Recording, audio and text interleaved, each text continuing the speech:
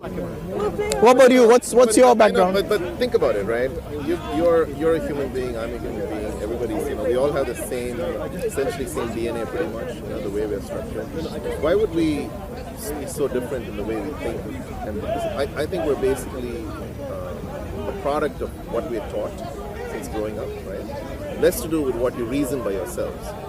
Because look at you, right? You come from a Sunni background, and that's what you've been taught, and that's what you believe in. There are many people who are not born Muslims. Many people that I know there are here. Some who have converted here, I'm sure there are, and they're influenced by what is being said. But by and large, if you really think about it, Well, I think that's true. We're all the same, right? Yeah. We're the same. But you see, why do we want to fight with each in other? Islam, we are not taught to fight for no reason. In fact, there is an ayah in the Quran which says that if you kill one person unjustly, it is as if you have killed the whole of mankind. Then there's also stuff which says if you blaspheme against the Prophet, you should die. That's something I've heard. At least. That's in the Quran? No. Yeah, it's not in the Quran. I was talking to one of the. You must have seen it on CNN. No. I was speaking to a lawyer, and he said that's the one place where they can justify killing is to blaspheme against the Prophet. You see, He's a lawyer. When the Prophet was alive. By the way, vigilantism is not something that Islam recommends. There is always a process in the court of law. So even if there was a blasphemy, even if there was a murder, even if there was a theft, you have to go through the due process. You can't just cut somebody's head off or somebody's hand off or imprison. That seems to be practiced all the time, right? You have beheadings in Saudi Arabia. You have yeah, but do you think they just do it like on the street, or somebody murdered someone? Let's put him to death. If you had your door open of your house, they wouldn't cut your hand because there is a reason that you're also responsible that you left your belongings in your house open. The thing that they cut with their hand and stuff like that is like what's it called? Well, basically there's a due process. There's a judicial process in everything. You can't just go about chopping people's heads off or hands off. That's vigilantism, isn't it? Planning for the theft itself, and I have to be like. So you're saying in the name of Islam, there's been no evil committed at all? It's kind of no, there is. But you see, look. But why did you point it out though? If you like personal stuff, it's not like you can say ISIS, you can say Saudi. There's a lot of. I mean, if you look at any religion or non-religion or any society, you'll find certain black sheep, and we do have our share of black sheep. But my point is, if you look at Christianity and Roman Catholicism, yeah. 200 years ago, in the name of religion, there was a lot of atrocities, right? People did commit. But over time, I think people have become more mature, more cultured, and have accepted other human beings. I'm not saying it doesn't exist, as you said, I'm a northern line and you skip separations. If you look at it from an educated perspective, is thinking through it, Islam as a culture, if you will, right, shows intolerance more than others. Right? I think you're stereotyping based on what you have. Like you said, you have been cultured into thinking that from the media. Now, if you look at you see it in day-to-day life. No, I'll tell you what. How many war zones have you actually been to? Right? Beheadings are, Yeah, but where did you see the beheading? Hold on. Where did you see the beheading? Did you see it yourself? I did see it. You saw it on the news. Yeah, exactly my point. You see, you have been cultured. You are saying beheadings don't exist. No, you haven't let me finish. Let me finish. Okay. If you look around today, who produces the weapons of mass destruction? Definitely America. Okay. Very cultured? No? But you said they've all been cultured. No, they haven't. Wait. I haven't finished. I agree with you. Yeah. I agree. Most of the wars today that happen, yes, is both the most civilized countries apparently today who not only produce this but actually use this, which is the only country that use atomic power, nuclear power on human beings. Again, America.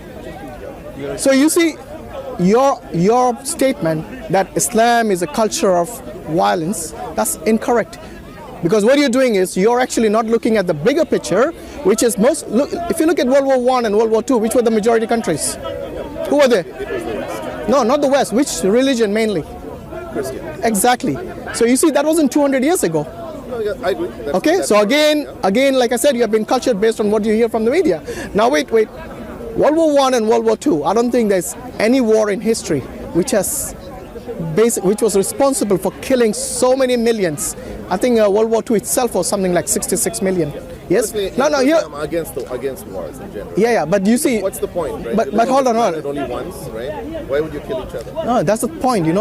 Killing unjustly, whether you are a Muslim or non-Muslim, this is not something that Islam promotes. Now, what do you see people like ISIS doing? Who are the main victims? Muslims themselves. Absolutely. So they are our bigger enemies before the West. Yes, because most of the victims are Muslims. So these fringe groups do not. Yeah, these fringe groups do not represent the majority amongst the Muslims. Yeah, absolutely. So at the macro level, I agree. There's a lot of atrocities committed by nations who are predominantly Muslim, no question, right? But at the micro level, when you can say you justify beheadings, right? Because there's a law that allows you to do that. That is flawed, right? Why would you kill your fellow human being? Okay. In 9/11. Do you think? In 9/11, 3,000 people died. Wait a minute. Do you believe that drone is something that's legal? No. Drone killings mean no. Well, nobody's putting them under arrest. Yes. And by the way, that's worse than single person being beheaded. For killing one terrorist, you wipe out an entire town sometimes. I'm not saying you personally, but that drone. And this is something which is not only something that is no one is. I'm from Afghanistan. Yeah. One drone rocket killed 5,500 people in one village. They took a mother and a son, tried to separate them. They were burned that much. They were stuck together, so they buried them together. Yeah. One drone killed that many people. So for one Osama bin Laden, 3,000 people died, and then West justifies to killing of thousands and thousands. Yeah, I don't think you can justify that, right? I agree with you. Yeah, but the point is no one is bringing them to justice. That's the point. You see, you keep saying Islam. You're trying to focus on and zero in on a religion. You see, Islam is not a monolithic faith. It is something shared amongst 1.8 billion from all regions, to all colors, to all backgrounds. I'm not a scholar, as you said. You don't need to be a scholar to see this. General, this is a fact. If you look at a lot of is killing within Islam, again, outside between Shias and Sunnis, it's all based on what was the origin of the faith, right? No, that's a claim. That's where you're mistaken. What you're doing is you are basing your judgment based on what these fringe groups do. That is not what. Shias are fringe groups? No, of course the Shias are minority amongst the Muslims. They are like 10% or even less. Yes, but hold on. I'm not saying only the Shias. I'm talking about the ISIS who don't claim to be Shias. They claim to be Sunnis, and they wait. No, hear me out. My friend, hear me out. When I say fringe group, I mean groups, terrorist groups like the ISIS. These are not Shias or Sunnis. They are basically a mix of both, maybe. 10%, right? So what? If they believe a certain approach to Allah, right? Yeah. Why do you want to kill them? Who said I want to kill them? You see, this is what I call. This is what I. No. You just Hashim, brother. No, I didn't say. My uncle wife is Shia. Hold on. What you're doing is you're actually basing. Guys. You want to kill Shia? Calm down. This is a strawman argument. Yeah. You make a claim and you think that is the truth. When did any Muslim in the right mind say it's okay to kill anyone, regardless of whether they are Muslim or non-Muslim? Unless and until this is stereotyping. He was saying about if you blaspheme against the Prophet, it's okay to kill. I think that was one. Yeah, but have you actually looked at what the Quran and the Sunnah say? Exactly. So you're basing it on a lawyer. I'm a human being, right? Yeah. We shouldn't be killing each other, right? Over some. And I agree with you. I agree. We shouldn't kill. I agree with you totally. We shouldn't be killing each other. But the important thing is this: what would you do if somebody comes to kill you? But when you say somebody, right? Anybody. Could be anybody. Forget the religion for a fact. Right. Somebody comes to kill you. Yeah. What do you do? You defend yourself. Absolutely. But as a person, it doesn't matter, right? Sorry. It doesn't matter who is coming to kill you. You defend yourself. Absolutely. And that is something what Muslims have been doing. Defensive. But then now you're generalizing. That means Muslims as a religion are trying to protect other Muslims. They do, of course. Look at the history. Have you been to Afghanistan? Who else? Have you seen the horrible things have been done in the name of, this girl is not going to school, we're going to give them democracy. In the name of democracy. I say to those people who judge Muslims, say, Muslims are attacked every day, every single day in their country. Name me one Muslim country who just got out and said, you know what, I'm going to go to England and give them my way of life. Why America wants to give Afghanistan their way of life? Why? Who asked them? Or the Iraqis. That's because not only the Afghanis. Yes, Afghanistan was a safe haven for people who wanted to attack the right? Sorry, is a safe haven? Yeah, let's be honest, right? Guys? Bin Laden was based there, right? No, Bin Laden got caught in Pakistan. So I'm just saying. They said he was in Afghanistan. Well, allegedly, anyway. Yes. Again, the TV. Okay. Anyway, so even if it was a safe haven, what about the other safe havens? Like, for example, the white supremacists in the West. That's terrible. Absolutely, but the point is, no one is bringing them to justice. That's what I'm saying.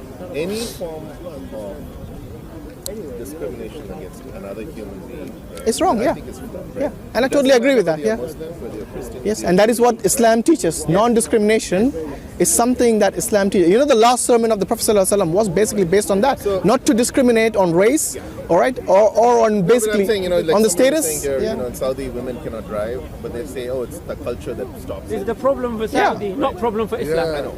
If it was a Sharia, Go to Malaysia. you wouldn't find majority of the other countries where they drive. To the Saudi king, not to us. And the funny thing is, people around here come and talk about the Sharia. Bring me a book of Sharia. Bring me a book of Sharia.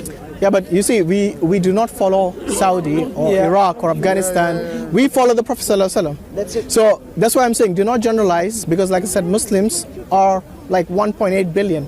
It's not one monolithic religion where you find people of only a certain race or a certain culture there. You find people from all sorts of background. Okay, so what about these other guys, right? You know, you have the Aga Khans and all those. There's some subsets. Yeah, they're all subsets of Shiism. Shias. Yeah. Oh, they're all. The Aga Khans, the what do you say? These are basically Similar like subsets. the Yeah. Mormons and the Jehovah's Witness and all Like that. similar to that. Yeah, By the way, what's your faith? What do you believe in a religion or Yeah, I don't want to speak about it. why? You want to ask us about our faith? Why are you cagey about yours? I'm curious. I'm here because you just speak. Well, I'm curious to know about you. I'm, originally Christian. Okay. Yeah, but I'm also curious about what other people think. Okay, so you still a Christian or? I can say that. Okay, what do you think? You know, you mentioned about the Quran, about the original. This is where it comes from. What do you think about the atrocities in the Bible, for example? Definitely, that's indefensible. I think. So do you? As is any atrocity. But this is supposed to be a book from God. Do you think that's it's something that is not from God? It's been interpolated. I'm sure there are aspects of it which are not, right? Because it's more some of it is historical. That's been, No, some of it is basically a sanction from God. For example, God in 1 Samuel 15:3 says, "Go and kill every male, honestly, female." I'm not a scholar, right? You don't need to be. I mean, I'm telling you what's in the book. I'm not. You You probably know more about it than I do. But I'd say in general. No, I'm just asking your opinion. If you find a verse where God says, "Go and kill every male, every female, every child, every infant, and all the animals," would you say that is from an all-loving, all-merciful God? I would not say. I would say that's not. That is not. That Okay. should not be the case. So you think that's an interpolation in the Bible? I think that somebody wrote it, which is not Yeah. is not really from God. I think so. Okay, I think that makes sense. Yeah, obviously, right? Who can justify, killing women and children, families, just like that? Okay. All right, another question. This is not related to religion, by the way. What do you think of, for example, if a country attacks another country? You said you can defend it. So in that case, would you justify the war? As a personally, as a defensive war, I mean. against war personally. As a defensive Because war? think about it. What's the point, right? You get killed now.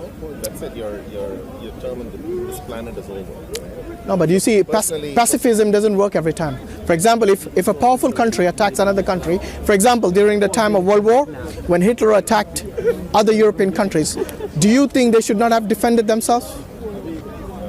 Because that was a war. They should. So so now you're saying it's okay to have a defensive war?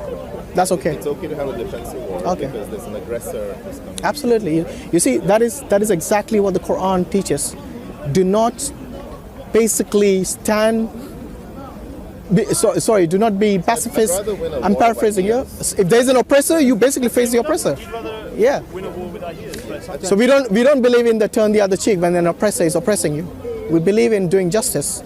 So if you cannot do justice, then that is one of the biggest sins, when you have the ability. As long as man can exist, there's always going to be injustice, right? Because that's human nature. Who we are. Sorry, as long as man... As long as the human race has existed Yeah. and will exist, there will always be Injustice? injustice, Yeah. right? Because that's human nature. Yeah. Right? This is the way everybody's wired differently. And there is also the aspect of justice. I mean, what do you do in such a case? You need to come together and demand justice. And this is what's not happening. Most of the problems today in the world is because of the injustice being ignored. Because there are certain countries which can go and bomb other countries with impunity. And this is the problem. What do you expect when you've been bombarded so many times? You expect people to just stand quiet and just take it? No. They're going to rise up one day and they're going to overthrow the leaders. And that's what happened in this Arab Spring. Guess where? Muslim countries again. Because this is what we do not want to tolerate. I mean, any human being does not want to tolerate oppression, regardless of your religion, regardless of your faith. And this is the beauty of what is inbuilt in us. We know, we can distinguish right and wrong. Certain times it's like as clear as day and night. All right, good. I got to run. All right, take care, mate. Yeah, nice speaking to you.